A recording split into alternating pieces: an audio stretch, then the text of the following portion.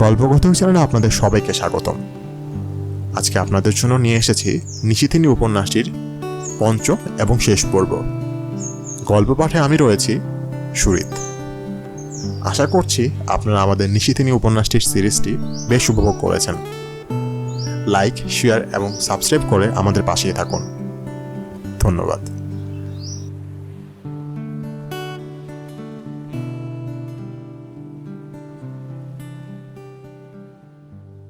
সাইদুর রহমান সাহেব অবাক হয়ে বললেন, আপনার কি হয়েছে? মিসির আলি বললেন, শরীরটা বেশ খারাপ স্যার। শরীর তো আপনার সবসময় খারাপ, এর বাইরে কিছু হয়েছে কিনা তা বলেন। আপনাকে হ্যাগার্ডের মতো দেখাচ্ছে। গত পরশু রাতে কে যেন তালা ভেঙে আমার ঘরে ঢুকে জিনিসপত্র ভেঙে চুরে তছনছ করেছে। আপনি বাসায় ছিলেন না? আমি তো স্যার প্রথমেই আপনাকে বলেছি তালা ভেঙে ঢুকেছে, কাজেই আমার ঘরে থাকার প্রশ্নই ওঠে না। সাইদুর রহমান সাহেব গম্ভীর হয়ে গেলেন। মিসির আলি বললেন, আমি ছুটির অ্যাপ্লিকেশন দিয়েছি, দিন দশেকের ছুটি আমার খুব দরকার। সাইদুর রহমান সাহেব মুহূর্তের মধ্যে গম্ভীর হয়ে গেলেন। ঠান্ডা গলায় বললেন, ইউনিভার্সিটিতে ক্লাস টাস তো এমনিতেই কিছু হয় না, এর মধ্যে আপনার ছুটি নিলে তো অচল অবস্থা। এর চেয়ে আসুন সবাই মিলে ইউনিভার্সিটি তালা বন্ধ করে চলে যাই, কি বলেন? মিসির আলি সহজ স্বরে বললেন, আপনি কি স্যার আমার সঙ্গে রসিকতা করার চেষ্টা করছেন? রসিকতা করব কেন স্যার? গত 2 বছরে আমি কোনো ছুটি নেইনি, এখন নিতান্ত প্রয়োজনে যাচ্ছি। দিতে না চাইলে দেবেন না। আপনার নিজের কি অবস্থা? এ বছরে কি আপনি কোনো ছুটি নেননি? অন্যের সঙ্গে সব সময় একটা কম্পেয়ার করার প্রবণতা আপনার মধ্যে খুব বেশি। এটা ঠিক নয় মিসির আলি সাহেব। আপনি সিএলের ফরম্যাটটা রেখে যান, আমি রিকমেন্ড করে দেব। মিসির আলি উঠে দাঁড়ালেন। সাইদুর রহমান বললেন, উঠবেন না, আপনার সঙ্গে আমার জরুরি কথা আছে, বসুন। তিনি বসলেন। জরুরি কথাটা কি আজ করতে চেষ্টা করলেন। সাইদুর রহমান সাহেবের মুখ হাসি হাসি। কাজেই কথাটা মিসির আলির জন্যই নিশ্চয়ই সুখকর হবে না। আপনার পার্ট টাইম অ্যাপয়েন্টমেন্টের মেয়াদ তো শেষ হতে চলল, এক্সটেনশনের জন্য কি কিছু করেছেন? মিসির আলি বিস্মিত হয়ে বললেন, আমাকে কিছু করতে হবে নাকি?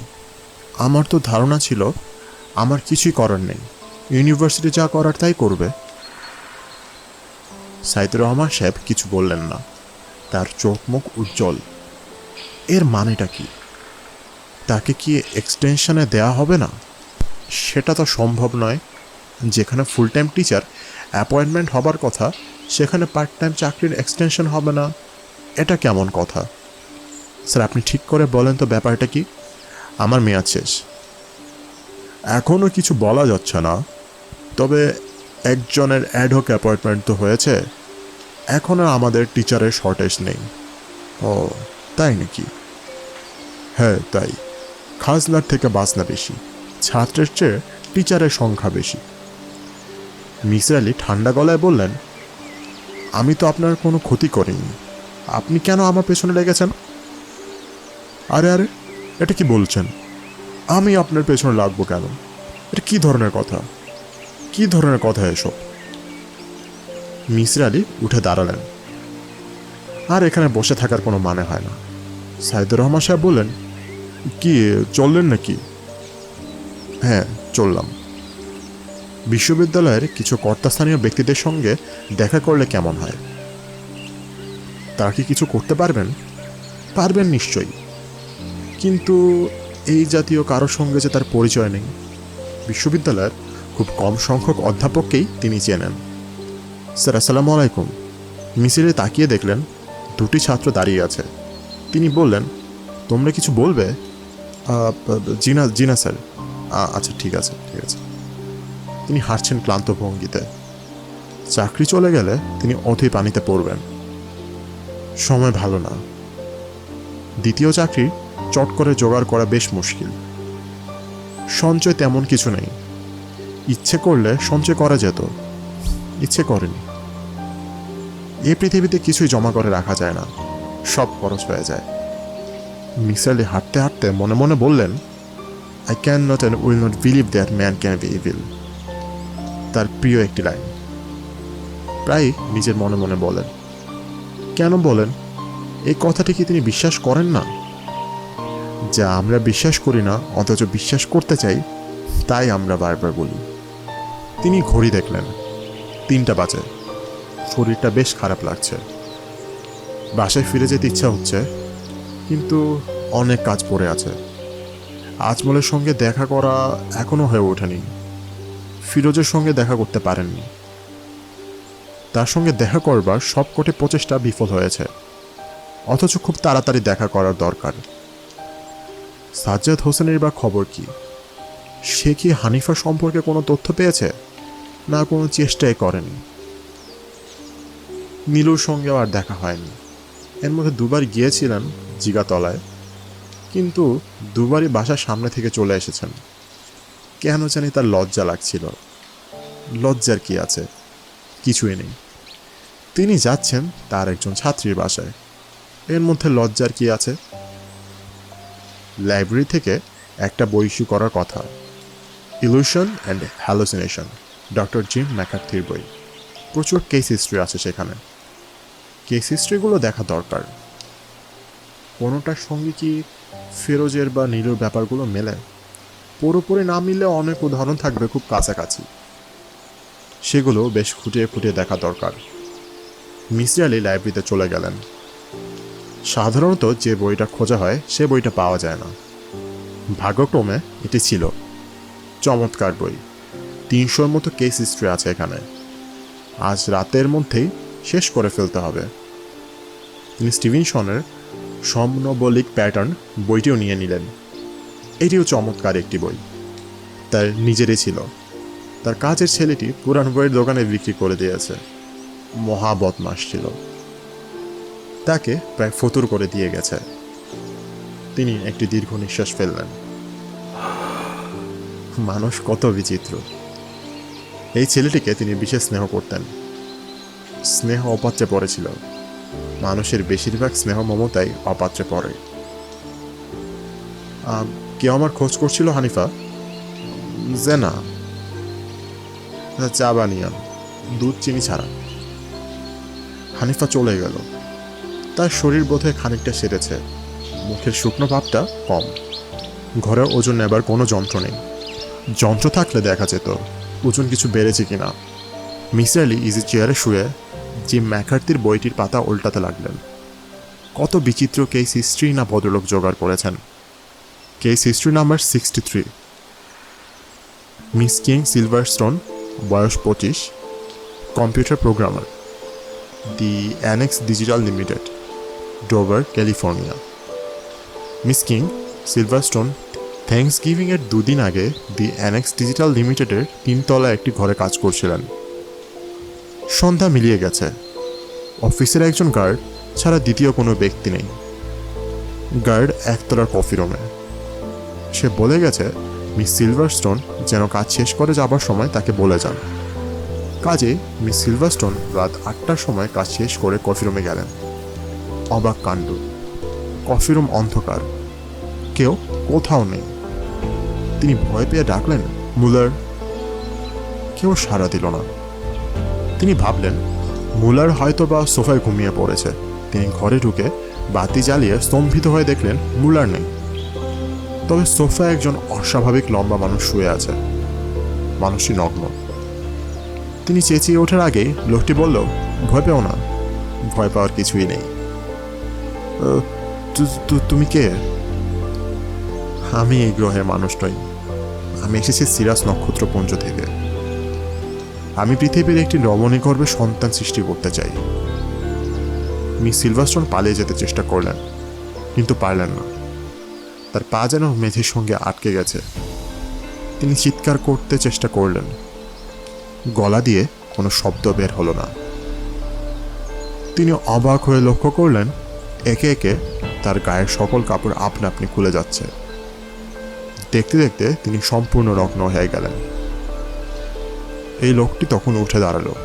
তিনি লক্ষ্য করলেন লোকটির গায়ের চামড়া ঈষৎ সবুজ এবং তার গা থেকে চাপায় এক ধরনের আলো বেরোচ্ছে। লোকটি এসে তাকে জড়িয়ে ধরল। আপনা আপনি সকল বাতিল হয়ে গেল। এই হচ্ছে মিস কিং সিলভারস্টোনের গল্প।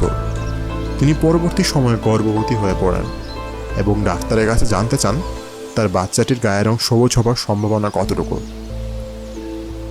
ম্যাকার্থির 21 পৃষ্ঠার বিশ্লেষণ আছে এই কেস স্টোরির সঙ্গে। তিনি অভ্রান্ত যুক্তিতে প্রমাণ করেছেন এটি ইলিউশনের একটি উজ্জ্বল উদাহরণ। মিস সিলভারস্টোন সেখানে দেখেছেন মুলারকে, সিরাস নক্ষত্রপুঞ্জের কোনো আগন্তুককে নয়। মিসির আলি একটির পর একটি কেস হিস্ট্রি গভীর আগ্রহ নিয়ে পড়তে শুরু করলেন। তার নিজেরও এরকম একটি বই দেখার ইচ্ছে হতে লাগলো। সেখানে রানু, নীলু, ফিরোজের কেস হিস্ট্রি এবং অ্যানালাইসিস থাকে, কিন্তু তা করতে হলে এদের সমস্ত রহস্য ভেদ করতে হবে। তা কি সম্ভব হবে? কেনই বা হবে না? অসম্ভব আবার কি? নেপোলিয়নের একটি উক্তি আছে এ প্রসঙ্গে, ইম্পসিবল ইজ দ্য ওয়ার্ড।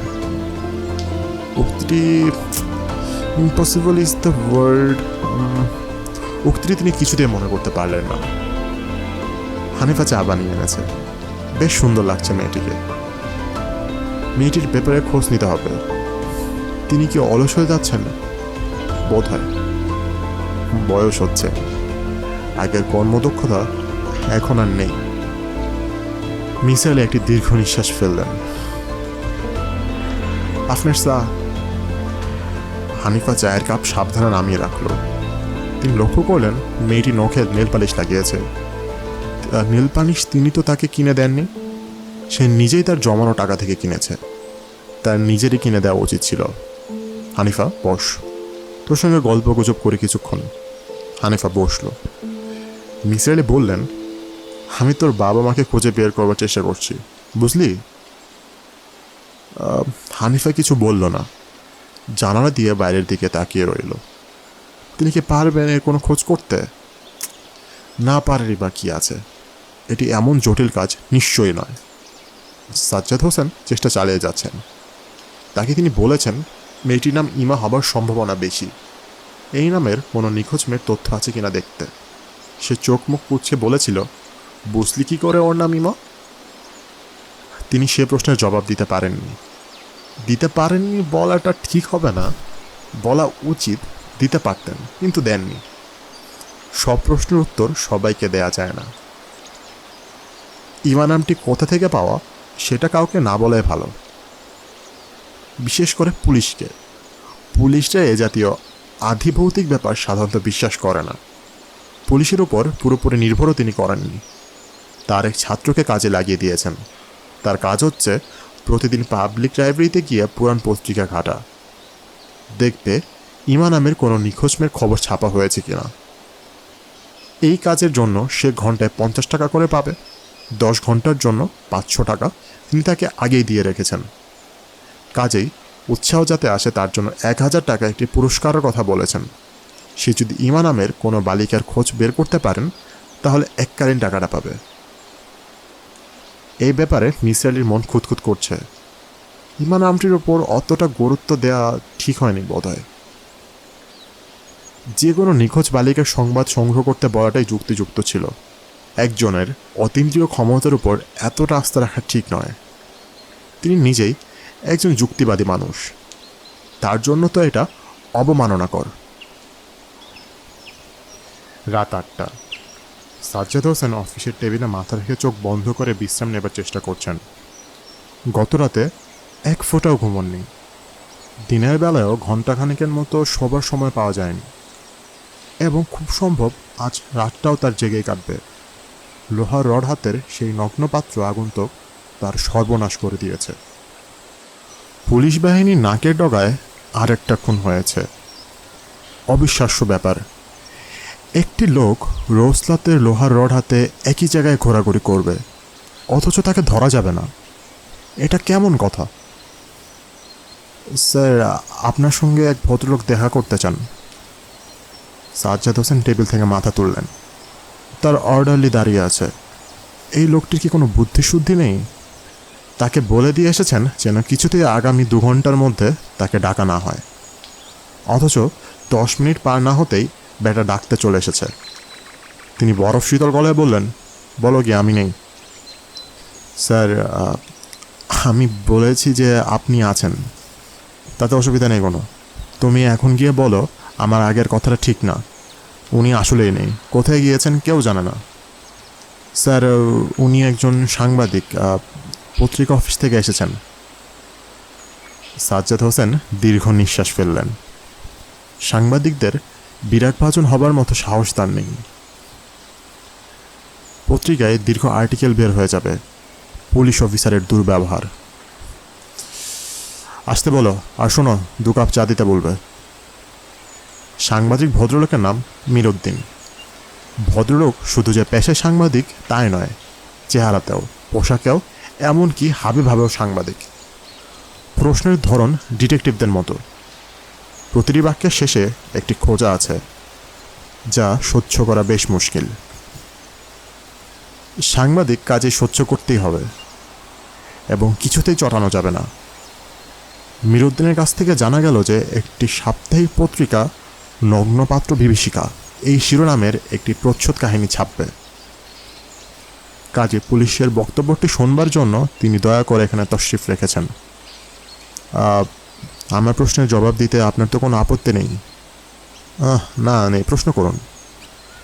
নগ্নপাত্র ব্যক্তিটি প্রসঙ্গে আপনার কি ধারণা? কোনো ধারণা নেই, পাগল টাগল হবে আর কি। তাকে পাগল বলার পেছনে আপনার কোনো যুক্তি আছে কি? কোনো সুস্থ মাথার লোক একটি লোহার রড নিয়ে খুন খারাপি করে বেড়াবে কেন? কেন, সুস্থ লোকও তো খুন খারাপি করে। তা করে, কিন্তু তার পেছনে কোনো মোটিভ থাকে। এর কাণ্ড কারখানার পেছনে কোনো মোটিভ নেই। আচ্ছা, তা বুঝলেন কি করে কোনো মোটিভ নেই? হয়তো মোটিভ আছে, আপনারা ধরতে পারছেন না। সাজ্জাদ হোসেনের বিরক্তি সীমা রইল না। এত মহা তেদরের পাল্লায় পড়ে গেল সে। চালিয়ে মারবে মনে হচ্ছে। নগ্নপাত্রকে নিয়ে পুরানা পল্টন এলাকায় গুজব ছড়িয়ে পড়েছে। সেটা কি আপনি জানেন? না, জানি না। কি গুজব? সেটা আপনি নিজে কষ্ট করে জেনে নেবেন, কারণ পুলিশের উচিত শহরের চালু খবরগুলোর প্রতি লক্ষ্য রাখা। কি উচিত না? সাজ্জাদ হোসেন জবাব দিলেন না। এই লোকের সঙ্গে যত কম কথা বলা যায় ততই ভালো। আচ্ছা, এখন আপনি আমাকে দয়া করে বলুন, লোকটিকে ধরবার ব্যাপারে পুলিশ বাহিনী কি চূড়ান্ত রকমের ব্যর্থতার পরিচয় দেয়নি? না, ধরবার চেষ্টা হচ্ছে, শিগগিরই ধরা পড়বে। হয়তো আজ রাতেই ধরা পড়বে। আচ্ছা, বিদেশে অপরাধীকে ধরবার জন্য ট্রেন পুলিশ শুকুর আছে। এরা গন্ধ শুকিয়ে শুকিয়ে অপরাধীকে বের করে ফেলে। এখানে কি এমন কিছু নেই? না, নেই, কারণ এটা বিদেশ নয়, বাংলাদেশ। কিন্তু বাংলাদেশ পুলিশ বাহিনীর তো একটা মাউন্টেন রেজিমেন্ট আছে, যার প্রতিটি ঘোড়া লক্ষ লক্ষ টাকা খরচ করে কেনা। অপ্রয়োজনীয় ঘোড়ার পেছনে এত টাকা খরচ না করে 2-1টা শিক্ষিত কুকুর কি কেনা যায় না? আমাকে এসব বলছেন কেন ভাই? আমি সামান্য ব্যক্তি, এসব কর্তা ব্যক্তিদের বলেন। আমি আপনার মুখ থেকে শুনতে চাই, উচিত কি উচিত না? উচিত তো বটেই। সাজ্জাদ হোসেন উঠে পড়লেন, শুকনো গলায় বললেন, আমার ডিউটি আছে, আর থাকতে পারছি না। এই সাংবাদিকের সঙ্গে আরও কিছু সময় কাটালে পেজে পরে যেতে হবে, চাকরি নিয়ে টানাটানি হবে। আজকের ইন্টারভিউ দিয়েই তার ভয় ভয় লাগছে। কি জানে কি ছাপা হয়। তিনি একটি দীর্ঘ নিঃশ্বাস ফেললেন। চাকরি বাঁচিয়ে চলা ক্রমেই মুশকিল হয়ে পড়ছে। সাজ্জাদ হোসেন জিপ নিয়ে খানিকক্ষণে একা একা পুরানা পল্টন এলাকায় ঘুরলেন। তারপর খুঁজে বের করলেন মিসির আলীর বাড়ি। এটা সেই বাড়ি যা নগ্নপাত্র এসে লণ্ডভণ্ড করে দিয়ে গেছে। তার জানা ছিল না। মিসির আলীর সঙ্গে এরপরেও তার দেখা হয়েছে, কিন্তু মিসির আলী এ প্রসঙ্গে কোনো কথা বলেননি, যেন এটা বলবার মতো কোনো ব্যাপার নয়। অথচ মিসির আলীকে 2-3 বার স্টেটমেন্ট দিতে হয়েছে। একজন ইনভেস্টিগেটিং অফিসার এসে সব দেখে শুনে গেছে। যথেষ্ট হইচই করা হয়েছে এটা নিয়ে। অন্য কেউ হলে প্রথম সুযোগে ঘটনাটা বন্ধু বান্ধবদের বলতো। মিসির আলী বলেননি। লোকটি কি ইচ্ছে করেই নিজেকে আলাদা প্রমাণ করবার চেষ্টা করছে? সাজ্জাদ হোসেন কড়া নাড়লেন। মিসির আলী ঘরেই ছিলেন। তিনি দরজা খুললেন। সাজ্জাদ হোসেনকে দেখে বিন্দুমাত্র অবাক হলেন না। তার ভাবভঙ্গি দেখে মনে হলো তিনি যেন বন্ধুর জন্য অপেক্ষা করছিলেন। সাজ্জাদ হোসেন বললেন, তো খবর কি তোর? এই তো ভালো। খোঁজ নিতে এলাম, টিকে আছিস না নগ্নপাত্র এসে তোকে পিটিয়ে তক্তা বানিয়ে দিয়ে গেছে? না না না, এখনো বানায়নি।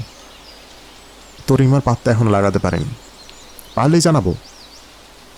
পারার সম্ভাবনা কীরকম? কম, খুবই কম।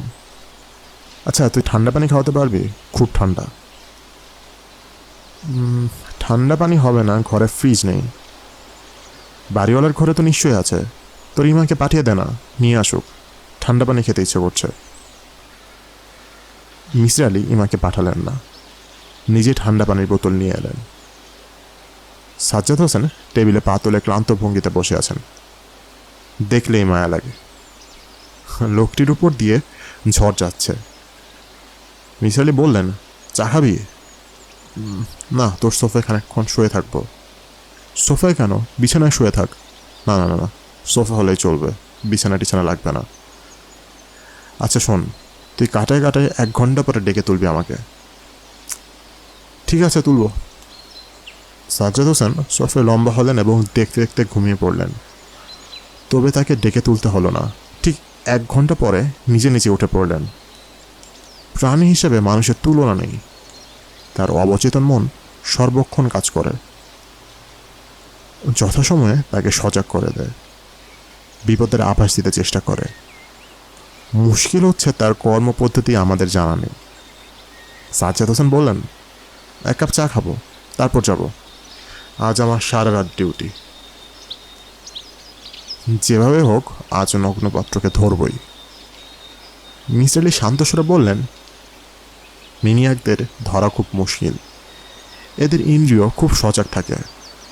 সজাগ থাকুক আর যাই থাকুক, বেটাকে আজ ধরবই। স্কটল্যান্ড ইয়ার্ডের দেশ খোদ ইংল্যান্ডেও কিন্তু কিছু কিছু ম্যানিয়াকদের ধরতে 3-4 বছর সময় লেগে গেছে। একজনের নাম তুই জানিস হয়তো, রোডসাইড স্ট্র্যাংলার। বেছে বেছে বল্ট মেয়েদের খুন করত। 6.5 বছর চেষ্টা করেও কিন্তু তাকে ধরা যায়নি। আমি ধরব, এবং আজ রাতেই। মিসেলে চুপ করে গেলেন। সাজ্জাদ হোসেন বলেন, উঠি। এই চা খাবি না বললি? মত বদলেছি, খাবো না। মিসির আলি বললেন, আমি কি তোর সঙ্গে যেতে পারি? আমার সঙ্গে যাবি কেন? আমি ধানমন্ডির একটি বাড়িতে ঢুকতে চাই। ওরা ঢুকতে দিচ্ছে না, গেট বন্ধ করে রাখছে এবং বলছে বাড়িতে কেউ নেই। কিন্তু আমি জানি বাড়িতে লোকজন আছে। পুলিশের গাড়িতে করে গেলে দারোয়ান ভয় পেয়ে গেট খুলে দেবে। আজ রাতে যেতে হবে। আচ্ছা, তোকে ঢুকতে দিচ্ছে না কেন?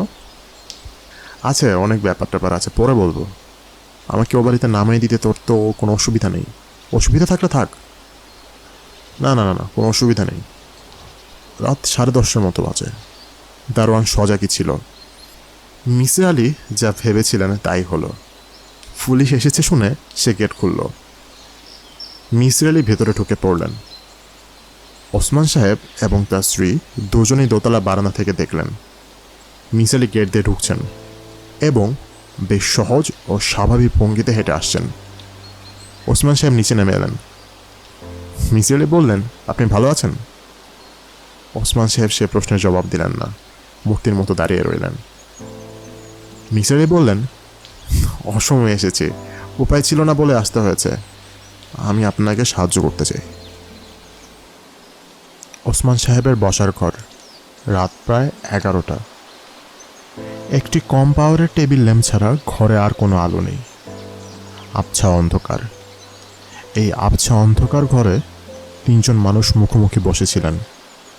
একজন উঠে চলে গেলেন, ফরিদা। তিনি নিঃশব্দে কাঁদছিলেন। যে আলোচনা চলছিল তার তা সহ্য না হয় উঠে চলে গেছেন। এখন বসে আছেন 2 জন, মিসির আলি এবং ওসমান সাহেব। কথাবার্তা এখন বিশেষ হচ্ছে না। ওসমান সাহেবের যা বলার ছিল তা বলেছেন। এখন তার আর কিছুই বলার নেই। তিনি বসে আছেন মূর্তির মতো। দেখে মনে হচ্ছে তার মধ্যে জীবনের ক্ষীণতম স্পর্শও নেই, যেন একজন মরা মানুষ। মিসির আলি বললেন, আপনি বলছেন ফিরোজকে তালাবদ্ধ করে রেখেছেন? তা কবে থেকে? আজকে নিয়ে 6 দিন। এটা তো বিশ্বাসযোগ্য মনে হচ্ছে না, কারণ এই 6 দিনে বেশ কবার সে বের হয়ে গেছে। পুরানা পল্টন এলাকায় তাকে দেখা গেছে, পত্রিকায় নিউজ হয়েছে। ওসমান সাহেব ক্লান্ত গলায় বললেন, কিভাবে কি হচ্ছে আমি জানি না, আমি যা করেছি সেটা বললাম। তালা দেয়া আছে, আপনি নিজে গিয়ে দেখতে পারেন। সেই তালার চাবি কার কাছে? অর্থাৎ আমি জানতে চাচ্ছি অন্য কেউ তালা খুলে দিতে পারে কিনা। না, একদমই না, কারণ চাবি আমার কাছে থাকে। অর্থাৎ আপনি বলতে চাচ্ছেন তালাবদ্ধ করে রাখা সত্ত্বেও সে বের হয়ে পড়েছে? আমি কিছুই বলতে চাচ্ছি না, আপনার যা ইচ্ছা মনে করতে পারেন। মিসেলি ঠান্ডা গলায় বললেন, আমি কোনো আধভৌতিক ব্যাপারে বিশ্বাস করি না। একজনকে তালাবদ্ধ করে রাখা হবে কিন্তু তবু সে বের হয়ে যাবে, এটা আর যেই বিশ্বাস করুক, আমি করব না। বিশ্বাস করতে আমি আপনাকে বলছি না, আপনি নিজে গিয়ে দেখুন। সেটা না করে আপনি একই কথা বারবার আমাকে কেন বলছেন? সেটা বলছি কারণ আমি আগে সমস্ত ব্যাপারটা সম্পর্কে একটা স্পষ্ট ধারণা করতে চাই। ওসমান সাহেব, আমি আপনাকে সাহায্য করতে চাই। আমি এই ছেলেটাকে সুস্থ করে তুলতে চাই। আপনি আমাকে শত্রুপক্ষ মনে করছেন, এটা ঠিক না। আমার কোনো পক্ষই নেই, আমি একজন চিকিৎসক। মিসেলি উঠে দাঁড়ালেন এবং সহজরে বললেন, চলুন ফিরোজের ঘরটা দেখে আসি। আপনি একাই যান, আমি যাব না। আপনি যাবেন না কেন? আমার আর সহ্য হয় না, আমি নিজেও পাগল হয়ে যাব। মিসির আলি একাই রওনা হলেন। ফিরোজের ঘর নিঃশব্দ। সে এই গরমেও চাদর মুড়ি দিয়ে ঘুমাচ্ছে। তার মুখের দিকে তাকিয়ে মিসির আলি চমকে উঠলেন। মুখ ভর্তি খোঁচা খোঁচা দাড়ি, গোঁফ। সে উজ্জ্বল গৌরবর্ণের কিছুই নেই, কেমন যেন কালি মেরে গেছে। মিসির আলি লক্ষ্য করলেন ফিরোজের হাতের নখ বড় বড় হয়েছে। নখের নিচে ময়লা জমে দেখাচ্ছে শকুনের নখের মতো। ঘুমের মধ্যে ফিরোজ পাশ ফিরল। মিসির আলি লক্ষ্য করলেন সে হা করে ঘুমাচ্ছে। মুখ দিয়ে লালা পড়ে বিছানার একটা বড় অংশ চটচটে হয়ে গেছে। খুব কুৎসিত একটা দৃশ্য। ঘরের একটি মাত্র দরজা, সেখানে সত্যি সত্যি বিরাট একটা তালা ঝুলছে। দুদিকে দুটি বিশাল জানালা, জানালায় লোহার গ্রিল। সেই গ্রিল ভেঙে বের হওয়া অসম্ভব। সুস্থ মানুষ দূরের কথা, একজন পাগলও সেই চেষ্টা করবে না। মিসির আলি বসার ঘরে ফিরে এলেন। ওসমান সাহেব বললেন, ঘরে যে তালা বন্ধ এটা তো আপনার বিশ্বাস হয়েছে? হ্যাঁ হয়েছে। এখন বলুন সে কিভাবে বের হয়? আচ্ছা, ফিরোজের ঘরের সঙ্গে কি অ্যাটাচ বাথরুম আছে? আমি বাথরুমের ভেতরটা দেখতে পাইনি, তবে আমার ধারণা বাথরুমটা বেশ বড়। বাথরুমে বেশ বড় একটি ভেন্টিলেটর আছে এবং ফিরোজ সে ভেন্টিলেটর দিয়ে বের হয়। ওসমান সাহেব নড়ে চড়ে বসলেন, সিগারেট ধরালেন। মিসির আলি লক্ষ্য করলেন সিগারেট ধরাতে গিয়ে তার হাত কাঁপছে। মিসির আলি বললেন, এক্ষুনি আপনি ভেন্টিলেটর বন্ধ করার ব্যবস্থা করুন, আজ রাতে সে যেন বের হতে না পারে। হ্যাঁ হ্যাঁ, আমি এখনই করছি। আচ্ছা, আমি এখন চলে যাব, কিন্তু কাল ভোরে আবার আসবো। আপনার দারোয়ানকে বলে দিন যাতে সে আমাকে ঢুকতে দেয়। হ্যাঁ হ্যাঁ, আমি বলবো। মিসির আলি সাহেব বলুন, আমার ছেলে কি কোনোদিন সুস্থ হয়ে উঠবে? নিশ্চয়ই হবে, হতেই হবে। এত রাতে আপনি বাড়ি গিয়ে কী করবেন? এর থেকে বরং এখানে থেকে যান। না, থাকতে পারবো না, আমার সঙ্গে একটা ছোট মেয়ে থাকে, সে একা ভয় পাবে। আপনি দেরি না করে ভেন্টিলেটরটা বন্ধ করার ব্যবস্থা করুন। করছি, এখনই করছি। ফরিদা ঘরে ঢুকলেন। তাকে খুব উদ্বিগ্ন ও চিন্তিত মনে হলো। তার কপালে বিন্দু বিন্দু ঘাম এবং তিনি কাঁপছেন, সোজা হয়ে দাঁড়াতে পারছেন না। ফরিদা থেমে বললেন, মিসির আলি সাহেব, ফিরোজ জেগেছে, আপনাকে ডাকছে, আপনার সঙ্গে কথা বলতে চায়। কেমন আছো ফিরোজ? ভালো আছি, তুই কেমন আছিস? মিসির আলি চমকে উঠলেন। ভারী গম্ভীর গলায় কথা বলছে ফিরোজ। চোখে মুখে একটা তাচ্ছিলের ভঙ্গি। সে পায়ের উপর পা তুলে চেয়ারে বসে আছে। তুই তুই করে কথা বলছি বলে রাগ করছিস না তো? তুই তো আবার প্রফেসর মানুষ। রাগ করছি না, তবে দুঃখিত হচ্ছি। সবাইকে সবার প্রাপ্য সম্মান দেওয়া উচিত। তা উচিত, কিন্তু মুশকিল কি জানিস? সারা জীবন তুই ছাড়া কোনো সম্বোধন করিনি আমি। আমাকে চিনতে পারছিস তো? তুই তো গিয়েছিলি আমাদের বাড়িতে। মিসির আলি চুপ করে রইলেন। যে কথা বলছে সে ফিরোজ নয়, ফিরোজের দ্বিতীয় সত্তা, সেকেন্ড পার্সোনালিটি। কিরে, চুপ করে আছিস কেন? ভয় পাচ্ছিস? না, ভয় পাচ্ছি না তো। কাজে আটকে রেখেছিস, ভয় পাবে কেন? ছেড়ে দে, তারপর দেখি তোর কত সাহস। আমার সাহস খুবই কম। এই তো একটা সত্য কথা বললি। হ্যাঁ, তোর সাহস কম, তবে তোর বুদ্ধি আছে, মাথা খুব পরিষ্কার। বোকা বন্ধুর চেয়ে চালাক শত্রু ভালো। আমি কারো শত্রু নেই। বাজে কথা বলিস না, তুই আমার মহাশত্রু। কেমন করে? তুই ফিরোজকে সারিয়ে তুলতে চাচ্ছিস? ওকে সারিয়ে তুললে আমি যাব কোথায়? ডান্ডা পেটা করবো কিভাবে তুই বল? ডান্ডা পেটা কি করতেই হবে? করবো না কেন? বলছিস কি তুই আমাকে পিটিয়ে মেরে ফেলেছে, আমি ছেড়ে দেব? পিটিয়ে তক্তা বানিয়ে ফেলবো। তাতে কি কোনো লাভ আছে? লাভ লোকসান জানি না। ছোট চৌধুরী লাভ লোকসানের পরোয়া করে না। তোকে আমি একটা শিক্ষা দেব, একটা বাড়ি মেরে টপ করে মাথাটা ফাটিয়ে দেব।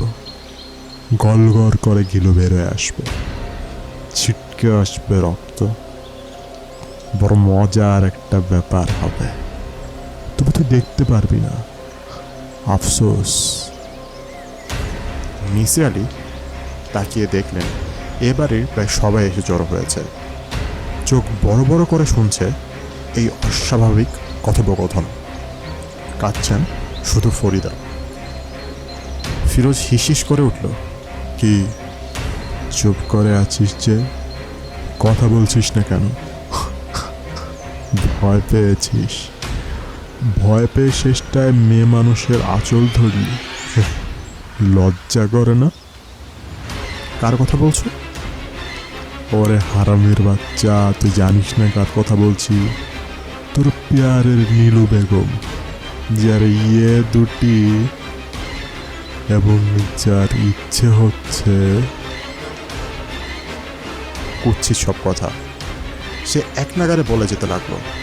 কদর্য অশ্লীলতা, যা ছাপার অক্ষরে লেখার কোনো উপায় নেই। ফিরোজ যেসব কথা বলতে লাগলো তার ভগ্নাংশ, অশ্লীলতম অংশ পর্ণপত্রিকায় থাকে না। ফরিদা দ্রুত ঘর ছেড়ে চলে গেলেন। কাজের মেয়েগুলো মুখ চাওয়াচাই করতে লাগলো। ওসমান সাহেব ধৈর্য হারিয়ে চিৎকার করে উঠলেন, shut up! I say shut up! Firoz হাসি মুখে তাকালো ওসমান সাহেবের দিকে। যেন খুব মজার কথা বলছে, এমন ভঙ্গিতে বলতে লাগলো, আমাকে ইংরেজিতে গাল দিচ্ছে। বাহ, বেশ মজা তো। কাকে তুই ইংরেজিতে গাল দিচ্ছিস? তোর নারী নক্ষত্রতা আমি জানি। সালেহা নামের কাজের মেয়েটির সঙ্গে তুই কি করেছিস বলে দেব? খুব মজা পেয়ে গিয়েছিলি, তাই না? কদিন খুব করে সুখ নিলি। বলবো কি করেছিলি? বলবো?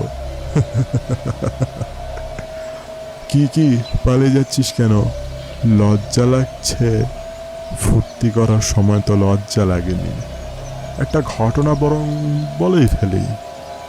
ওসমান সাহেব বললেন, মিসির আলি সাহেব, আপনি চলে আসুন। আপনি বসার ঘরে গিয়ে বসুন, আমি আসছি। তুই যাচ্ছিস না কেন? কথাগুলো শুনতে মজা লাগছে।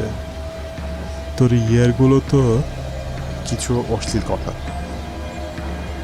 মিসির আলি গম্ভীর গলায় বললেন, ফিরোজ চুপ করো। ঠিক আছে, চুপ করলাম। তুই আজ রাতে কোথায় থাকবি? বাসাতেই থাকবো। হ্যাঁ, তাহলে দেখা হবে। না, দেখা হবে না। বাথরুমের ভেন্টিলেটর বন্ধ করার ব্যবস্থা করে নেওয়া হয়ে গেছে। ফিরোজের কয়েক সেকেন্ড সময় লাগলো ব্যাপারটা বুঝতে। তারপর লন্ডভন্ড কাণ্ড করলো। চেয়ার ভাঙলো, লাথির পর লাথি বসাতে রাখলো পালঙ্কে, কাপ বাটি ছুটে ফেলতে লাগলো। চোখে দেখা যায় না এমন একটা ব্যাপার। ভয়াবহ পাগলের মতো আচরণ করছে সে। মনে হচ্ছে না এ কোনোদিন শান্ত হবে। মিসির আলি একটি সিগারেট ধরালেন। ফিরোজ চাপা গলায় গর্জন করছে। সমস্ত আবহাওয়াই দূষিত হয়ে গেছে। নরকের একটি ক্ষুদ্র অংশ নেমে এসেছে এখানে। মিসির আলি দাঁড়িয়ে থাকা লোকদের বললেন, তোমরা যাও, বারান্দার বাতি নিভিয়ে দাও, ও আপনা আপনি শান্ত হয়ে যাবে। নাসরিন একটি ভয়াবহ স্বপ্ন দেখেছেন। স্বপ্নটি দেখেছে ছাড়া ছাড়া ভাবে, তবু সব মিলিয়ে একটি অর্থ দাঁড়া করানো যায়, এবং অর্থটি ভয়াবহ। নাসরিন দেখেছে একটা ছোট ঘরের এক প্রান্তে একটি বিছানা। বিছানাটিতে সাদা চাদরের মুড়ি দিয়ে একজন লোক শুয়ে আছে। তার মুখ দেখা যাচ্ছে না। হঠাৎ আরেকজন লোক ঘরে ঢুকলো। লোকটার হাতে একটা লোহার রড। লোকটি টান দিয়ে ঘুমিয়ে থাকা লোকটির উপর থেকে চাদর সরিয়ে ফেলল। লোকটির মুখ দেখা যাচ্ছে, এবং সে একটি পরিচিত মুখ। মুখটি হলো মিসির আলি। স্বপ্নের মধ্যেই প্রচণ্ড একটা শব্দ হলো, এবং মিসির আলির মাথা ফেটে চৌচির হয়ে গেছে। নাসরিন জেগে উঠল চিৎকার করে। স্বপ্ন এত ভয়াবহ হয়? নাসরিন বাকি রাতটা আর ঘুমোতে পারল না। 6 রাকাত নফল নামাজ পড়ল, কোরআন শরীফ পড়ল। মন শান্ত হলো না। নাসরিনের মা বললেন একটা সাদকা দিয়ে দিতে, প্রাণের বদলে প্রাণ। সেই সদকা তো ভোর না হওয়ার আগে দেওয়া সম্ভব নয়, কিন্তু ভোর হওয়া পর্যন্ত অপেক্ষা করাই কঠিন। নাসরিন ফুপিয়ে ফুপিয়ে কিছুক্ষণ কাঁদল। সে জানে একটা স্বপ্ন, স্বপ্ন কখনো সত্যি হয় না, তবু এমন লাগছে কেন? ভোর হবার সঙ্গে সঙ্গেই সে একটি টেলিগ্রাম পাঠালো, সাবধানে থাকবেন। টেলিগ্রামটি পাঠিয়ে মনে হলো এর অর্থ তো উনি কিছুই বুঝবেন না। 3 ঘন্টা পর দ্বিতীয় টেলিগ্রামটি করল। এই টেলিগ্রামটি বেশ দীর্ঘ। চাচা, আপনার সম্বন্ধে খুব খারাপ স্বপ্ন দেখেছি। একটি লোক লোহার রড দিয়ে আপনার মাথা ফাটিয়ে দিয়েছে। আপনাকে অনুরোধ করছি, সাবধানে থাকবেন। নাসরিন। নিজের মেয়েকে চিনতে না পারার মতো কষ্টের আর কি কিছু আছে? জাহিদ সাহেব বসে বসে তাই ভাবেন। তার বড় অস্থির লাগে। জীবনের শেষ প্রান্তে এসে কেমন যেন নিঃসঙ্গ হয়ে পড়লেন। এরকম হবে জানতেন। 2 মেয়ে বড় হবে, এদের বিয়ে হবে, আলাদা জীবন হবে, তিনি পড়ে থাকবেন একা। এই অবস্থায় তিনি স্বীকার করে নিয়েছেন।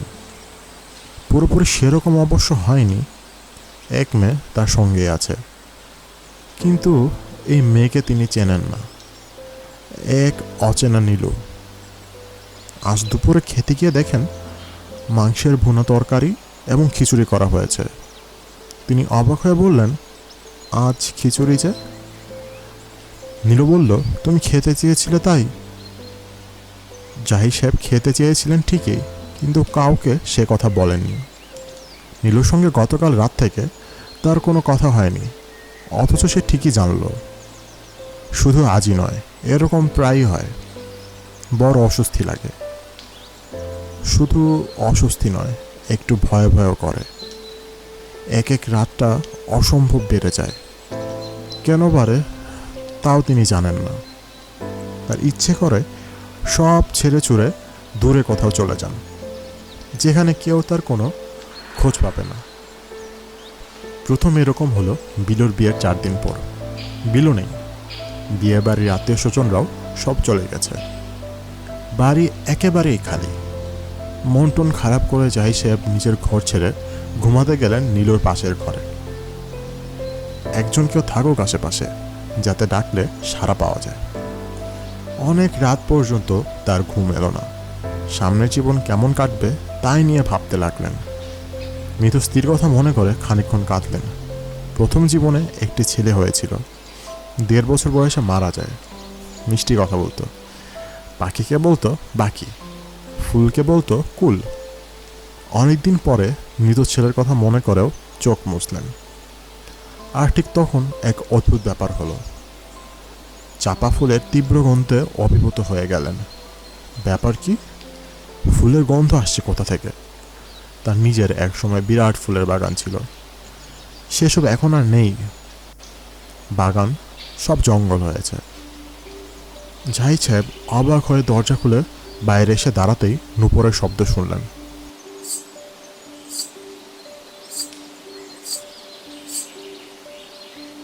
খুব হালকা কিন্তু স্পষ্ট। এর মানেটা কি? তিনি নীলুর ঘরের সামনে এসে দাঁড়ালেন। আশ্চর্য, নীলু যেন কার সঙ্গে কথা বলছে। গভীর রাতে কে এসেছে নীলুর ঘরে? জাহিদ সাহেব ভয়ার্ত গলায় রাখলেন, নীলু, ও নীলু। নীলু প্রায় সঙ্গে সঙ্গে দরজা খুলল।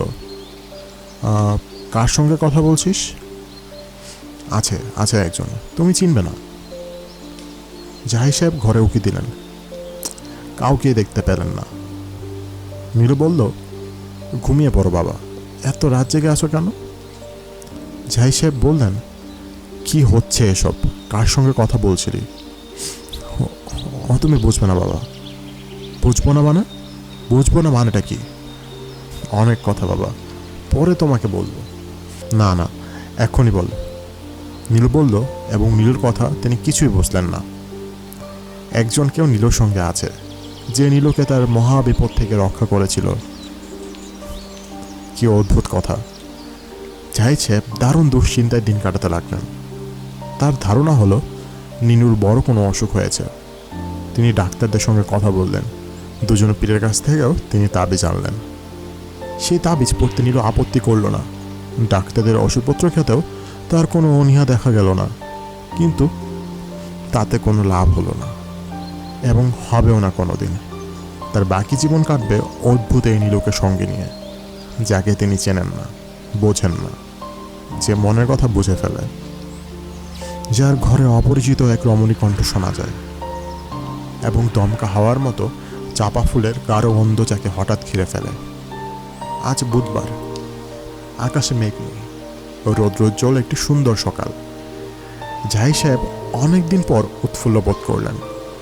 তার মনে হলো দুঃস্বপ্ন কেটে যাবে, নীলু ভালো হয়ে যাবে, তার চমৎকার একটি বিয়ে হবে, ছেলেপুলে আসবে তাদের সংসারে। সেসব ছেলেমেয়েদের নিয়ে তার শেষ জীবন ভালোই কাটবে। একজন মানুষ তো সারা জীবন দুঃখী হয়ে থাকতে পারে না। দুঃসময়ের পর আসে সুসময়।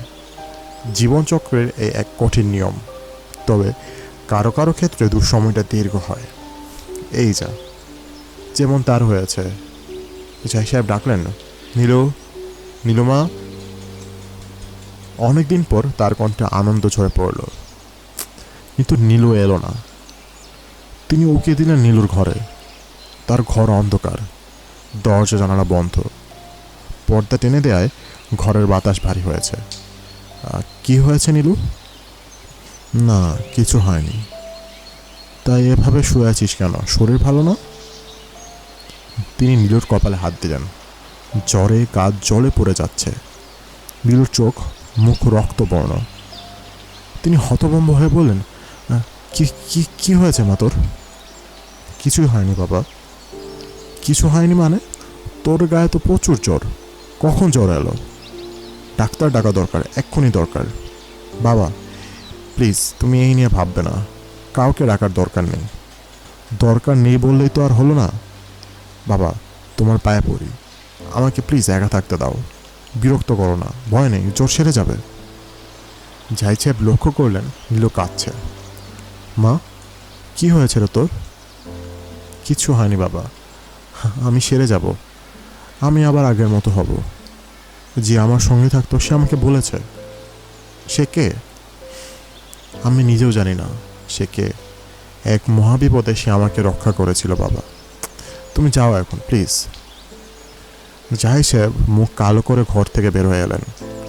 চমৎকারভাবে যে দিনটি শুরু হয়েছিল সেটি খান খান হয়ে ভেঙে পড়ল।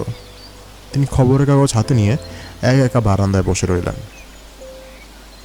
বুধবার, সময় 7:10। সন্ধ্যার ঠিক পরপর মিসির আলি নিউ স্কটন রোডের যে 3তলা দালানের সামনে এসে দাঁড়ালেন, তার নাম নিকুঞ্জ। লোকজন বিশাল প্রাসাদ তৈরি করে নাম দেয় কুটির। এরকম বাড়ির নাম কেউ কুটির রাখে? বাড়ির সামনে ফুটবলের মাঠের মতো বড় লন। লনের ঘাস বড় বড় হয়ে আছে। লনের চারদিকে একসময় ফুলের বাগান ছিল, এখন নেই। শ্বেত পাথরে একটি শিশু মূর্তি আছে মাঝখানে, তাতেও শেওলা পড়েছে। চারদিকে অবহেলা ও অযত্নের ছাপ। মিসির আলির মনে হলো এই বাড়ির মালিক দেশে থাকেন না। চাকর বাকরের হাতে বাড়ির দায়িত্ব দিয়ে তিনি থাকেন বিদেশে। হঠাৎ আসেন, আবার চলে যান। মিসির আলি খানিকটা শঙ্কিত বোধ করলেন। বাড়ির মালিক এস আকন সাহেবের সঙ্গে তার দেখা হওয়াটা খুবই জরুরি, কারণ মিসির আলির ছাত্র শেষ পর্যন্ত ইমা নামের একটি মেয়ের খবর পত্রিকায় পেয়েছে। খবরের শিরোনাম, হারিয়ে গেল ইমা। ডল হাতে 3 বছর বয়সী একটি বালিকার ছবি আছে খবরের সঙ্গে। মেয়েটি তার বাবা মার সঙ্গে ঢাকা থেকে খুলনা যাচ্ছিল। খুব চঞ্চল মেয়ে, সারাদিন ছুটোছুটি করেছে। স্টিমারে ওঠে তার খুব ফুর্তি ভাব। একজনা তার সঙ্গে সঙ্গে বরিশাল থেকে স্টিমার ছাড়ার কিছুক্ষণ পরই আয়া দেখলো ইমা নেই। সিঁড়ি দিয়ে দোতলা থেকে একা নিচে নেমে গেছে। সে ছুটে চলে এলো নিচে, সেখানেও ইমা নেই। সে কি রেলিং টপকে নদীতে পড়ে গিয়েছে? আয়া ভয়ে আতঙ্কে অজ্ঞান হয়ে গেল। ইমার বাবা মা তখনও কিছু জানেন না। তারা টেলিস্কোপিক লেন্স লাগিয়ে দূরের একটি মাছ ধরা নৌকার ছবি তোলার চেষ্টা করছেন। এই জাতীয় বাড়িগুলোতে সাধারণত দারোয়ান ও কুকুর থাকে, কিন্তু এ বাড়িতে দুটোর একটাও দেখা যাচ্ছে না। মিসির আলি অনেকটা দ্বিধা নিয়েই গেটের ভেতর ঢুকলেন। কুলিং বেল থাকার কথা, তাও চোখে পড়ছে না। তবে বাড়িতে লোক আছে, আলো জ্বলছে। আচ্ছা, এরকম হওয়া কি সম্ভব যে এ বাড়িতে এস আকন নামের কেউ থাকে না? এককালে ছিলেন, এখন নেই। কিংবা খবরের কাগজে যে এস আকনদের কথা আছে, ইনি সে ব্যক্তি নন। অসম্ভব নয়। তবে সাজ্জাদ হোসেন বেশ জোর দিয়ে বলেছেন এটাই ঠিকানা। খবরের কাটিং থেকে ঠিকানা বের করার দায়িত্ব দেওয়া হয়েছিল সাজ্জাদ হোসেনকে। এটি মনে হচ্ছে তিনি ঠিকই করেছেন। কলিং বেল খুঁজে পাওয়া গেল না। মিসির আলি দরজায় ধাক্কা দিলেন। দরজা খুলে গেল প্রায় সঙ্গে সঙ্গে। কাকে চান? এটা কি আকন সাহেবের বাড়ি? মানে এস আকন্দ? জি। উনি কি আছেন? তার সঙ্গে দেখা করতে এসেছি। আজ রাত 2টার ফ্লাইটে লন্ডনে চলে যাচ্ছেন। আপনার কি দরকার আমাকে বলুন। আমার খুবই দরকার, আমাকে বলুন। আমি তাকেই চাই। বেশি সময় লাগবে না, 5 মিনিট সময় নেব। আচ্ছা ঠিক আছে, বসুন, আমি দেখি। মিসির আলি সাহেব বসার ঘরে একা দীর্ঘ সময় পর্যন্ত বসে রইলেন। বসার ঘরটি সুন্দর। অসংখ্য দর্শনীয় জিনিসপত্র দিয়ে জবরজং করা হয়নি। ঘাস রঙের একটা কার্পেট, নিচু নিচু বসার চেয়ার। দেয়ালে একটি মাত্র পেন্টিং। 4-5 জন গ্রামের ছেলে মেয়ে পুকুরে সাঁতার কাটতে নেমেছে। অপূর্ব ছবি। ছবিটির জন্যই বসবার ঘরে একটি মায়া ভাব চলে এসেছে। মিসির আলি মনে মনে ঠিক করলেন, তার কোনোদিন টাকা পয়সা হলে এরকম একটি ড্রয়িং রুম সাজাবেন। সেরকম টাকা পয়সা অবশ্যই তার হবে না, সবার সব জিনিস হয় না। আপনি কি আমার কাছে এসেছেন? আমি সাবির আকন্দ। মিসির আলি ভদ্রলোককে দেখলেন। বেশ লম্বা, শ্যামলা গায়ের রং, বয়স 40-এর কাছাকাছি। মুখে একটা কঠিন ভাব আছে, তবে চোখ দুটি বড় বড়, যা মুখের কঠিন ভাবের সঙ্গে মানাচ্ছে না। আমি আপনাকে খুব একটা সময় দিতে পারবো না, আজ আমি একটাই চলে যাচ্ছি। আমি আপনার খুব একটা সময় নেব না। আপনি পত্রিকায় এই কাটিংটা একটু দেখুন তো। আকন সাহেব দেখলেন। কাটিংটা ফিরিয়ে দিয়ে মিসির আলির পাশে বসে ক্লান্ত স্বরে বললেন, এটা আপনি কেন আমাকে দেখাচ্ছেন? কিছু জিনিস আমি মনে করতে চাই না, এটা হচ্ছে তার একটা। মিসির আলি বললেন, আমার সঙ্গে একটি মেয়ে থাকে, আমার ধারণা ও ইমা। ভদ্রলোক কোনো কথা বললেন না। তার মুখের একটি পেশি বদলানো না।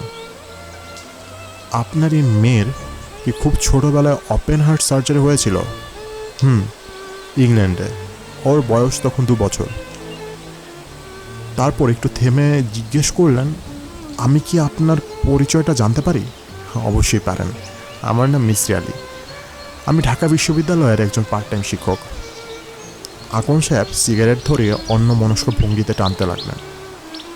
মিসরি আলী বললেন, আমি বুঝতে পারছি ঘটনার আকস্মিকতা আপনাকে কনফিউজ করে ফেলেছে এবং এটা যে আপনারই মেয়ে তা বিশ্বাস করতে পারছেন না। ভদ্রলোক কিছুই বললেন না। মিসরি আলী বললেন, একবার এই মেয়েটি খুব অসুস্থ হয়ে পড়ে এবং চোরের ঘরে বলতে থাকে, মামি ইট হার্টস, মামি ইট হার্টস। তখনই আমার প্রথম মনে হলো। মিসরি আলী কথা বন্ধ করে আকন সাহেবের দিকে তাকালেন।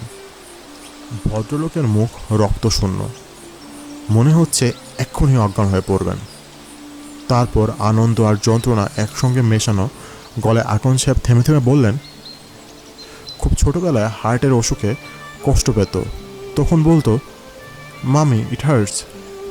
ওর নাভিতে একটি কালো জন্মদাগ আছে। আমি বলতে পারছি না, তবে এই মেয়েটি আপনারই মেয়ে কি না তা বোঝার একটিমাত্র উপায় হচ্ছে ডিএনএ টেস্ট। আপনার এবং এই মেয়ের রক্ত পরীক্ষা করে সেটা বলে দেওয়া সম্ভব। এটা একটা অভ্রান্ত পরীক্ষা। হ্যাঁ জানি, তার আর দরকার হবে না। আমি আমার মেয়েকে দেখলেই চিনতে পারবো। আমি কি এখনই যেতে পারি আপনার সঙ্গে?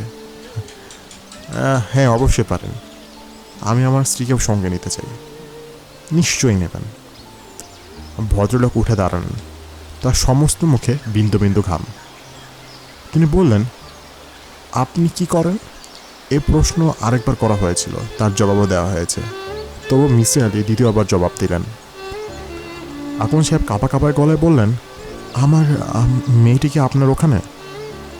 মিসরি আলী শান্ত স্বরে বললেন, ও আছে কাজের মেয়ে হিসাবে, ভাতটা রেঁধে দিয়ে বিনিময়ে ভাত খেতে পায়, থাকতে পায়। ভদ্রলোক চোখ বড় বড় করে তাকিয়ে রইলেন, যেন তিনি মিসরি আলীর কথা বুঝতে পারছেন না। তিনি ফিসফিস করে নিজের মনে কয়েকবার বললেন, কাজের মেয়ে, কাজের মেয়ে। বুধবার, সময় রাত 8:21। মিসরি আলী ভেবেছিলেন পিতা, কন্যা এবং মাতার মিলন দৃশ্যটি চিরদিন মনে রাখার মতো একটি দৃশ্য হবে, কিন্তু বাস্তবে সেরকম কিছুই হলো না। কোনো হইচই, কোনো কান্নাকাটি, কিছুই না। ভদ্রলোক এবং তার স্ত্রী অনেকক্ষণ তাকিয়ে রইলেন হানিফার দিকে। এভাবে তাকিয়ে থাকার কিছু ছিল না। হানিফা দেখতে অবিকল তার মার মতো। নাকের ডগায় তার মার মতো একটি তিল পর্যন্ত আছে। ভদ্রলোক বললেন, আমরা তোমার বাবা মা। তুমি খুব ছোটবেলায় হারিয়ে গিয়েছিলে, এখন আমরা তোমাকে নিতে এসেছি। হানিফা ফেল ফেল করে মিসরি আলীর দিকে তাকিয়ে আছে। মিসরি আলী হাসলেন, সাহস দিতে চেষ্টা করলেন। এরকম একটি নাটকীয় মুহূর্তের জন্য তিনি হানিফাকে প্রস্তুত করে রেখেছিলেন। তাকে বলেছিলেন যে তার বাবা মার খোঁজ করার চেষ্টা করা হচ্ছে এবং খোঁজ পাওয়া যাবে। ভদ্রমহিলা এগিয়ে এসে হানিফার হাত ধরলেন। মিসরি আলী ভেবেছিলেন এই মহিলাটি হয়তো কিছুটা আবেগ দেখাবেন, মেয়েকে জড়িয়ে ধরে কাঁদবেন, কিন্তু তা করলেন না। হয়তো আবেগকে সংযত করে রাখলেন। ভদ্রমহিলার গলার স্বর ভারী মিষ্টি। তিনি মিষ্টি গলায় বললেন, মা, আমার কথা কি তোমার বিশ্বাস হচ্ছে না? দেখো, আয়নার দিকে তাকিয়ে দেখো, আমি অবিকল তোমার মতো দেখতে। মিসরি আলী ওদের সামনে থেকে সরে গেলেন। বাইরের একজনের উপস্থিতি হয়তো এদের কাছে ভালো লাগবে না। তারা চলে গেলেন 15 মিনিটের মধ্যে। যাবার আগে মিসরি আলী বললেন, ওর জিনিসপত্রগুলো নিয়ে যান। ভদ্রমহিলা কঠিন স্বরে বললেন, কোনো কিছু নেবার প্রয়োজন নেই। আশ্চর্যের ব্যাপার হচ্ছে, যাবার আগে আকন সাহেব অত্যন্ত শুকনো গলায় একবার শুধু বললেন, আমাকে কষ্ট করে খুঁজে বের করবার জন্যে আপনাকে অনেক ধন্যবাদ। ব্যাস এইটুকুই। মিসরি আলী ভেবে পেলেন না এরা তার সঙ্গে এরকম আচরণ করলেন কেন। তাদের মেয়েটি তার বাসায় গৃহকর্মী ছিল, এইটি কি তাদের মর্মপীড়ার কারণ হয়েছে? এত বিচিত্র কেন মানুষের মন? অবশ্যই তাদের বিচিত্র আচরণের জন্য একটি ব্যাখ্যা দাঁড়া করানো যেতে পারে। হয়তো আজকের এই ঘটনার আকস্মিকতায় তারা হকচকিয়ে গেছেন। আচার আচরণে অস্বাভাবিকতা চলে এসেছে এ কারণেই। মিসরি আলী হঠাৎ লক্ষ্য করলেন তার চোখ দিয়ে পানি পড়ছে। হানিফা নামের মেয়েটির জন্য তার প্রচণ্ড খারাপ লাগছে। মেয়ে জাতটাই হচ্ছে মায়াবী জাত। কখন যে এই মেয়েটি মায়ায় জড়িয়ে ফেলেছে বুঝতেই পারেননি। হানিফার সঙ্গে তার কোনোদিন দেখা হবে না। ওরা নিশ্চয়ই তাদের মেয়েকে নিয়ে এখানে আর আসবেন না। তিনি নিজেও যাবেন না, কারণ তিনি কোনো পিছুটান রাখতে চান না। কিংবা কে জানে, একদিন হয়তো যাবেন, দেখবেন ঝড়ের রাতে পাওয়া ভিখারি মেয়েটিকে রাজনীতি বেশে কেমন লাগছে। সে কি মনে রাখবে তার দুঃসহ শৈশব? যদি রাখে তবে সে জীবনে অনেক বড় হবে, এবং তার ধারণা এই মেয়েটি তা মনে রাখবে। মিসির আলি চোখ মুছে নিজের ঘরে ঢুকলেন। বারবার তো চোখ ভিজে উঠছে কেন? তার মতো একজন শুকনো ধরনের মানুষের হৃদয়ে এত ভালোবাসা এলো কোথা থেকে? দরজায় নক হচ্ছে। কে এলো এত রাতে? মিসির আলি দরজা খুলে অবাক হয়ে দেখলেন আকন্দ সাহেব। তাদের গাড়ি দূরে দাঁড়িয়ে। তিনি শুধু একা নেমে এসেছেন। মিসির আলি অবাক হয়ে বললেন, কি ব্যাপার? বাসার কাছাকাছি পৌঁছার পর মনে হলো আপনাকে আমি যথাযথভাবে ধন্যবাদ দেইনি। না না, ধন্যবাদের কোনো প্রয়োজন নেই। আপনার নেই, আপনি সাধারণ মানুষের ঊর্ধ্বে, কিন্তু আমি নিতান্তই সাধারণ মানুষ। ভদ্রলোক জড়িয়ে ধরলেন মিসির আলিকে এবং ছেলে মানুষের মতো চিৎকার করে কাঁদতে লাগলেন। ভদ্রলোকের স্ত্রী হানিফাকে নিয়ে নেমে এসেছেন গাড়ি থেকে। তিনি শক্ত করে হানিফার হাত ধরে রেখেছেন, যেন হাত ছেড়ে দিলেই মেয়েটি পালিয়ে যাবে।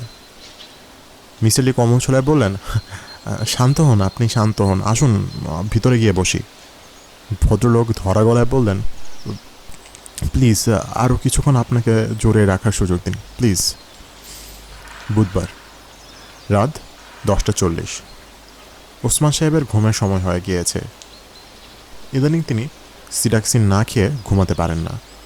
একটি সিডাক্সিন ট্যাবলেট খেয়ে মাথায় পানি ঢাললেন, হাত মুখ ধুলেন। বিছানায় যাবার আগে রোজকার অভ্যেস মতো উকি দিলেন ফিরোজের ঘরে। গত 3 দিন 3 রাত ধরে ফিরোজ তার ঘরে আটক। 2 দিন 2 রাত সে ছটফট করেছে, জিনিসপত্র ভেঙেছে, খাবার ছড়িয়ে ছিটিয়ে দিয়েছে, কিন্তু আজ সারাদিন তেমন কিছু করেননি। ভাতটাত কিছুই খায়নি, তবে কোনোরকম চিৎকার এবং হইচই করেনি। এখন সম্ভবত করবে। রাত বাড়ার সঙ্গে সঙ্গে তার পাগলামি বাড়ে, সাথে বাড়ে অস্থিরতা।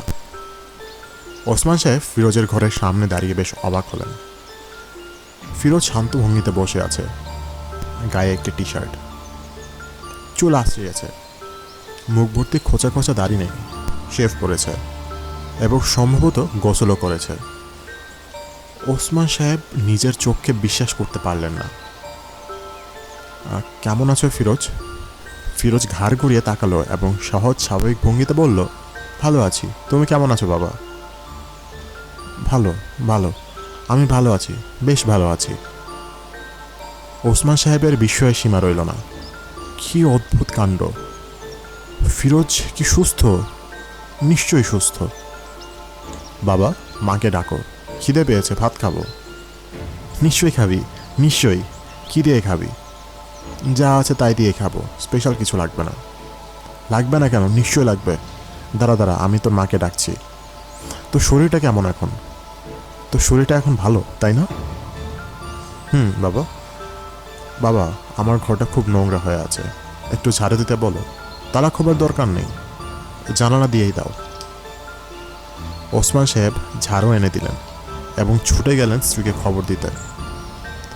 ফরি থেকে ঘুম ভাঙিয়ে তুলে এনে দেখেন ফিরোজ ঘর মোটামুটি পরিষ্কার করে ফেলেছে। কত সহজ এবং স্বাভাবিক তার ব্যবহার। ফরিদার চোখে পানি এসে গেল। মা, আমাকে ভাত দাও, খুব খিদে লেগেছে। দিচ্ছি বাবা, দিচ্ছি, এক্ষুনি দিচ্ছি। জানালা শিকের ফাঁক দিয়ে দিও না মা, নিজেকে জন্তুর মতো লাগে, মনে হয় আমি একটা চিড়িয়াখানার পশু। না না না, জানালা দিয়ে খাবার দেবো না, টেবিলে খাবার দিচ্ছি, তুই চেয়ার টেবিলে বসে খাবি। আর শোনো মা, আমার বিছানার চাদর টাদর বদলে দাও, ধবধবে সাদা চাদর দেবে। দিচ্ছি রে বাবা, দিচ্ছি। আনন্দে ফরিদা বারবার মুখ মুছতে লাগলেন। সব ঠিক হয়ে যাক, সব ঠিক হয়ে গেছে, আর কোনো সমস্যা নেই। তাদের দুঃস্বপ্নের রাত শেষ হয়েছে। খাবার টেবিলে ভাত সাজিয়ে ওসমান সাহেব ফিরোজের ঘরের চাবি খুললেন। ফিরোজ বেরিয়ে এলো।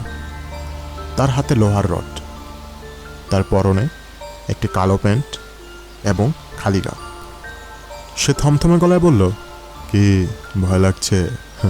ভয়ের কিছুই নেই, আমি মিসির আলীর সঙ্গে দেখা করতে চাচ্ছি, ও আমার চিকিৎসা করবে।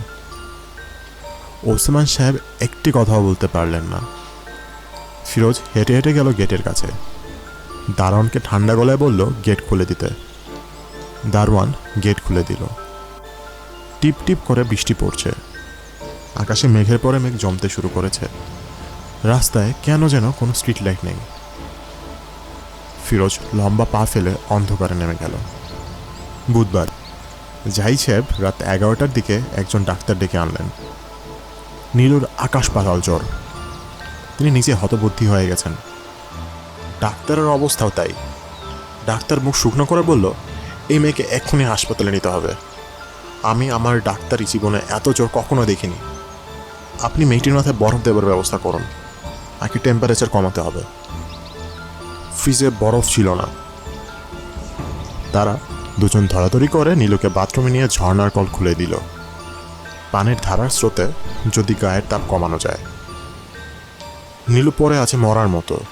তার চোখ রক্তবর্ণ।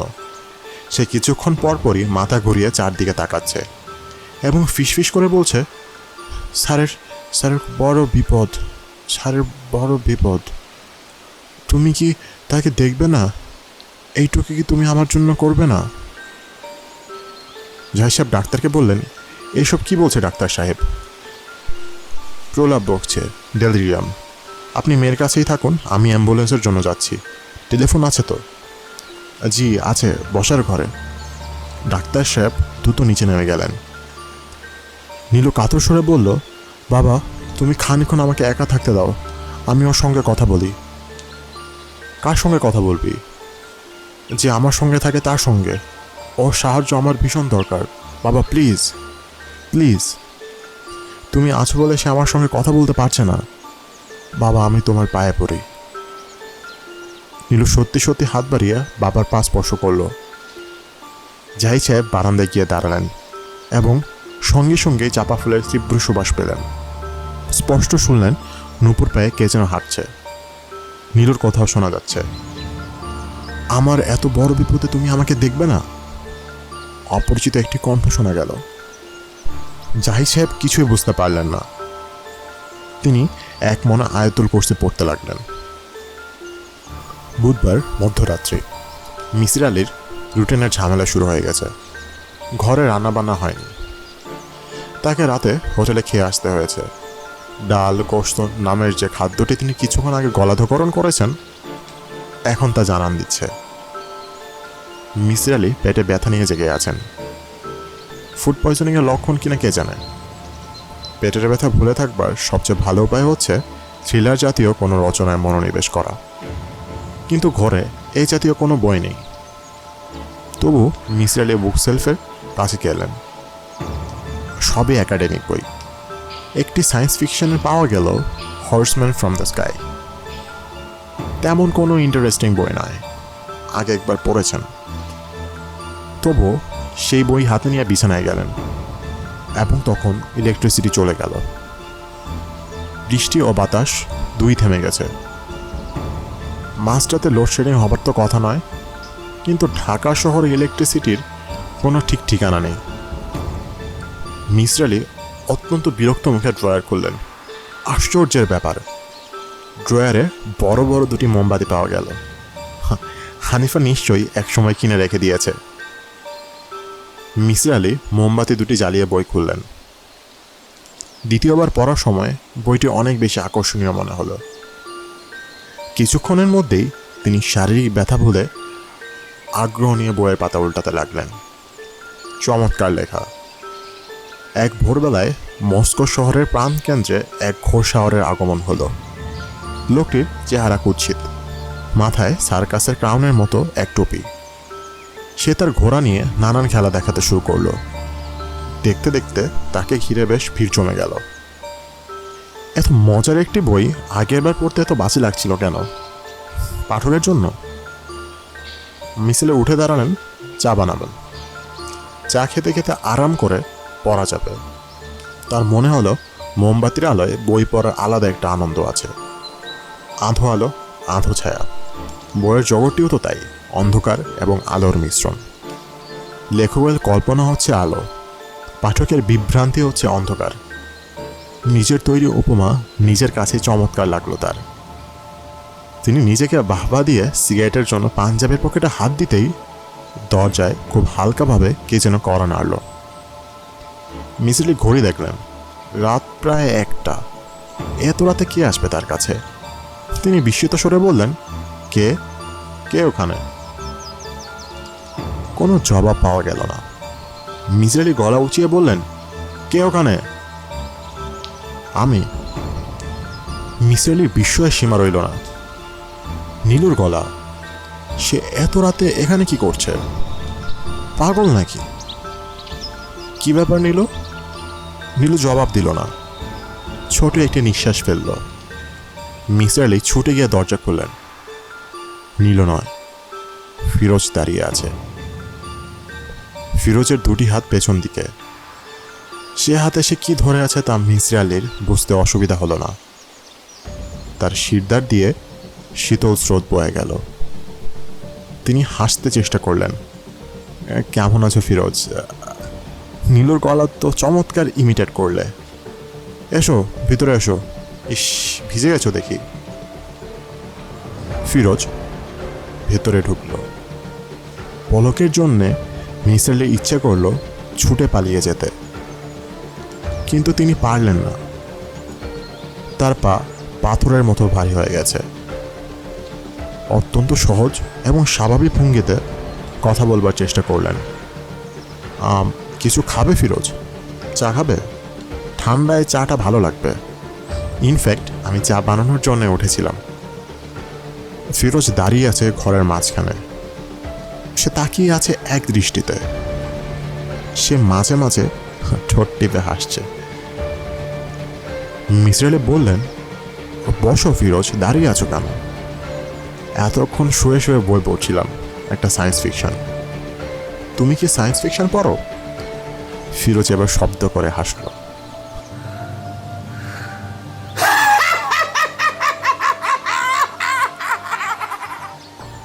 মিসির আলী শিউরে উঠলেন।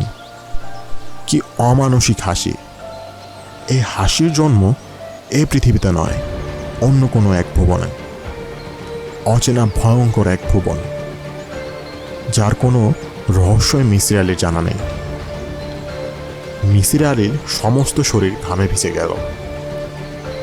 তিনি বহু কষ্টে বললেন, তুমি কি আমাকে মেরে ফেলবে ফিরোজ? হ্যাঁ। কেন ফিরোজ, আমি কি তোমার কোনো ক্ষতি করেছি? ফিরোজ তার কোনো জবাব দিল না। লোহার রডটি উঁচু করল। মিসির আলী যেখানে দাঁড়িয়েছিলেন সেখানে দাঁড়িয়ে রইলেন। চিৎকার দিতে ইচ্ছে করল, চিৎকার দিতে পারলেন না। তার কাছে শুধু মনে হলো মোমবাতির আলো অস্বাভাবিক উজ্জ্বল হয়ে উঠেছে। আশ্চর্যের ব্যাপার, ছেলেবেলার একটি স্মৃতি তার চোখের সামনে ভেসে উঠল। গ্রীষ্মের প্রচণ্ড গরমে এক দুপুরে তিনি ঝাঁপিয়ে পড়েছেন ব্রহ্মপুত্রের শীতল জলে। ঠান্ডা ও ভারী সেই পানি। মাছের চোখের মতো সেই স্বচ্ছ জলে ইচ্ছে করে তলিয়ে যেত। মৃত্যুর আগে গত জীবন চোখের সামনে একবার হলেও ভেসে ওঠে। এটা কি সত্য? হয়তো সত্য, নয়তো হঠাৎ করে ভুলে যাওয়া শৈশবের এই ছবি চোখে ভাসবে কেন? মিসির আলী কিছু একটা বলতে চেষ্টা করলেন, কিন্তু বলতে পারলেন না। তার আগেই লোহার রড প্রচণ্ড বেগে নেমে এলো তার দিকে। চারিদিকে সীমাহীন অন্ধকার, তীব্র ও তীক্ষ্ণ ব্যথা, এক গভীর শূন্যতা। মিসির আলী বুঝতে পারছেন তিনি তলিয়ে যাচ্ছেন। তার চারদিকে সীমাহীন জলরাশি। তিনি কিছু বলতে চেষ্টা করলেন, বলতে পারলেন না। মিসির আলী, মিসির আলী, তাকাও, তুমি তাকিয়ে দেখো। মিসির আলী চোখ মেললেন। মোমবাতি জ্বলছে, আলো এবং আধার। তিনি কি বেঁচে আছেন, নাকি এটা মৃত্যুর পরে কোনো জগৎ, কোনো অদেখা ভুবন? মিসির, মিসির। কে কথা বলে? কোথা থেকে আসছে কিন্নর কণ্ঠ? ঘাড় ঘুরিয়ে কিছু দেখার উপায় নেই। সমস্ত শরীর অসহ্য ব্যথায় কুঁকড়ে যাচ্ছে। নিঃশ্বাস নিতে এত কষ্ট, এত কষ্ট আছে পৃথিবীতে? কোথায়, কোথায় ফিরোজ? মিসির, মিসির আলী।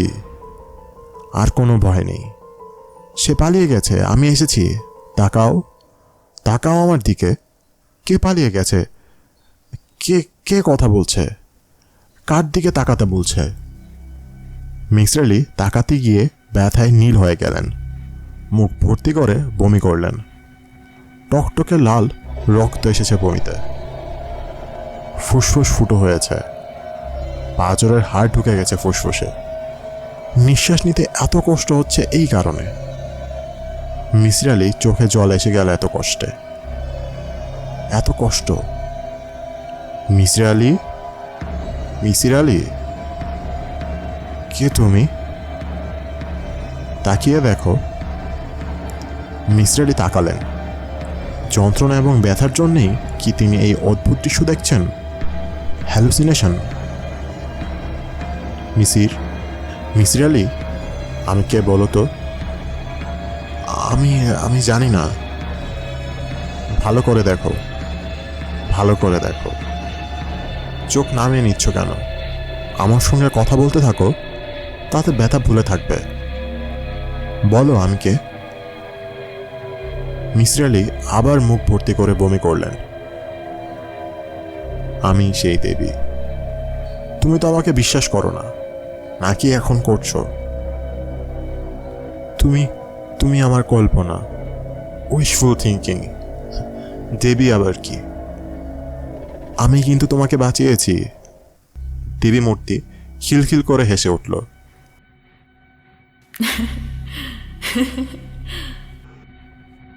কি চমৎকার হাসি, কি অপূর্ব সুরধ্বনি। ঘরে চাপা ফুলের গন্ধ, তীব্র সৌরভ।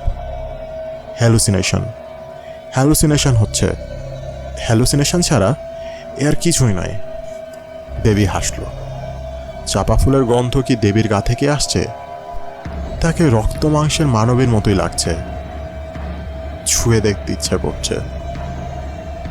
কিন্তু কি কষ্ট, কি কষ্ট! মিসির আলী হাঁফাতে হাঁফাতে বললেন, দেবী, আমার আমার কষ্ট একটু কমিয়ে দাও। আমাকে বিশ্বাস করছো তাহলে? না। কেন করছো না? এই জগতে সমস্তই কি যুক্তিগ্রাহ্য? এই আকাশ, অনন্ত নক্ষত্রপুঞ্জ, তুমি কি বলতে চাও এর কোথাও কোনো রহস্য নেই? অসীম কি? এই সামান্য প্রশ্নের জবাব কি তোমার জানা আছে? বলো, তুমি জানো? আজ আজ জানি না, কিন্তু একদিন জানবো। আমি না জানলেও আমার পরবর্তী বংশধর জানবে। মিসির আলী, তুমি বড় অদ্ভুত লোক। মিসির আলী কাতর কণ্ঠে বললেন, আমার আমার আমার ব্যথা কমিয়ে দাও, আমার ব্যথা কমিয়ে দাও। দেবী হেসে উঠল। মৃদু স্বরে বলল, আমায় বিশ্বাস করছো না, অথচ ব্যথা কমিয়ে দিতে বলছো? বড় কষ্ট, খুব কষ্ট হচ্ছে। তোমার বন্ধু চলে আসছে, তোমাকে হাসপাতালে নিয়ে যাবে। তুমি আবার সুস্থ হয়ে উঠবে। হ্যাঁ, এবং মজার ব্যাপার কি জানো? নীলুর সঙ্গে তোমার বিয়ে হবে। যদি কোনোদিন হয়, আমার কথা মনে রেখো। মিসির আলী আচ্ছন্ন হয়ে পড়তে লাগলেন। তিনি দেবীর কথা এখনো শুনতে পাচ্ছেন। কি অপূর্ব কণ্ঠ, কি অলৌকিক সৌন্দর্য! কিন্তু এসবই মায়া, অসুস্থ ব্যথায় জর্জরিত মনের সুখ কল্পনা। প্রকৃতি চাচ্ছে নারকীয় কষ্ট থেকে তার মন ফিরিয়ে নিতে। সেজন্যই সুখের স্বপ্ন দেখিয়ে তাকে ভোলাচ্ছে। হয়তো নীলুর সঙ্গে তার বিয়ে হবে। তাতে কিছুই প্রমাণিত হয় না। প্রমাণ বড় কঠিন জিনিস, খুব কঠিন। মিসির আলী ক্লান্ত কণ্ঠে বললেন, কষ্ট কমিয়ে দাও, কষ্ট কমিয়ে দাও। অপরূপা নারী মূর্তি চাপা ফুলের গন্ধ ছড়াতে ছড়াতে দূরে সরে যাচ্ছে। তার পায়ে ঝুমঝুম করছে নূপুর।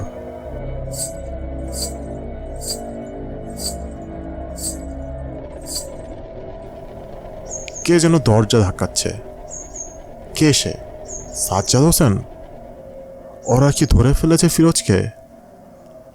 ওকে সুস্থ করে তুলতে হবে, ইসিটি দিয়ে দেখলে হয়, কিংবা কে জানে সে এখন সুস্থ। তাকে একবার আঘাত করেই তার চেতনা ফিরে এসেছে। হানিফা কেমন আছে? কোথায় আছে? সুখে আছে তো? আহ, বড় কষ্ট। কেউ আমাকে ঘুম পাড়িয়ে দাও, ঘুম পাড়িয়ে দাও। আমি তলিয়ে যেতে চাই অতল অন্ধকারে। খুব কষ্ট, বড় কষ্ট। সাজ্জাদ হোসেন দরজা ঠেলে ভেতরে ঢুকলেন। টর্চের আলো ফেলেন মিসির আলির মুখে।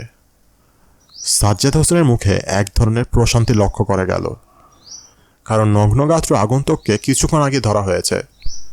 খুবই আশ্চর্যের ব্যাপার। পুলিশকে সে প্রথম যে কথাগুলো বলেছিল তা হচ্ছে, আপনারা আপনার স্যারকে বাঁচানোর চেষ্টা করুন, এক্ষুনি হাসপাতাল নিয়ে যান, আর আর আমার বাবাকে টেলিফোন করে বলুন আমি ভালো হয়ে গেছি। স্যারের বাসায় আমার একজনের সঙ্গে দেখা হয়েছিল, সে আমাকে ভালো করে দিয়েছে। গল্প সম্পর্কে হুমায়ুন আহমেদের শেষ কিছু বাক্য। গল্পের অধিকাংশ চরিত্রই কাল্পনিক।